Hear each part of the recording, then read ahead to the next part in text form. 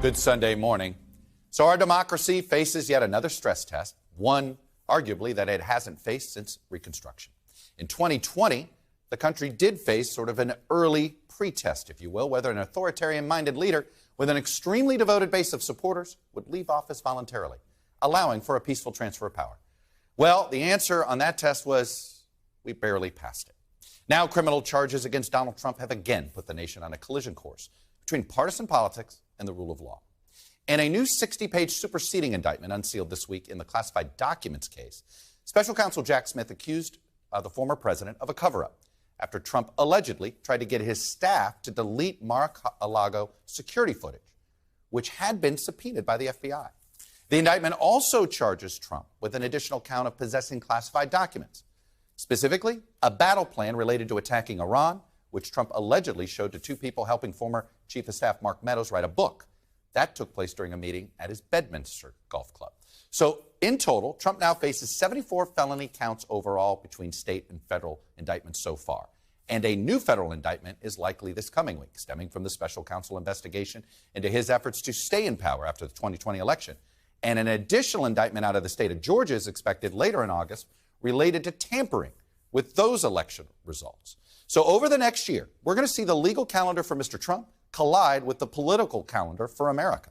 In October is when it begins. Trump faces a New York State trial on civil fraud charges. Now, Trump personally is not required to appear for civil trials in this case. On January 15th, it's another civil trial that just happens to coincide with the day of the Iowa caucuses. That civil trial is involving writer E. Jean Carroll. It's an additional defamation case against him. On January 29th, a week before the contest in Nevada, yet another civil trial begins. This one is a federal class action suit that accuses Trump and the Trump Organization of duping vulnerable investors into buying into a pyramid scheme. And then 3 weeks after Super Tuesday, when a dozen states vote, on March 25th, the criminal case is supposed to kick off in New York, where Trump is charged with falsifying business records to cover up an affair shortly before the 2016 election. And then 2 months before the Republican convention begins, on May 20th, the special counsel's criminal trial into Trump's handling of classified documents is scheduled to begin. Now, I say scheduled because the additional charges announced this week is likely to delay the start of that. So the potential trials into election interference federally and in Georgia, they're not even on the books. And here's what we already know so far. 5 trials, 74 felony counts. And it poses this question. Is the Republican Party really going to go through with this and nominate Donald Trump with all of this going on?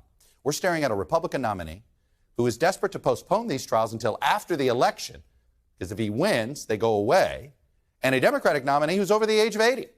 And ask yourself, do we really think the status quo is going to hold when all of this collides in the spring of 24?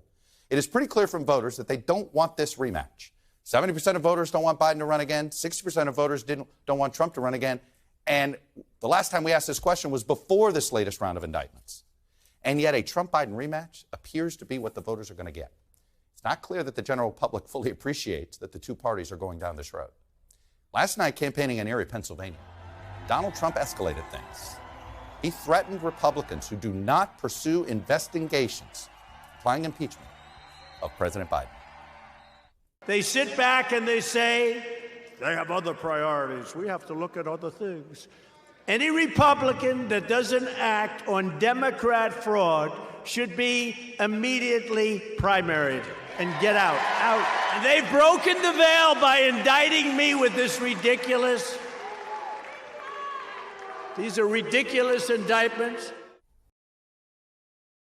Thanks for watching our YouTube channel. Follow today's top stories and breaking news by downloading the NBC News app.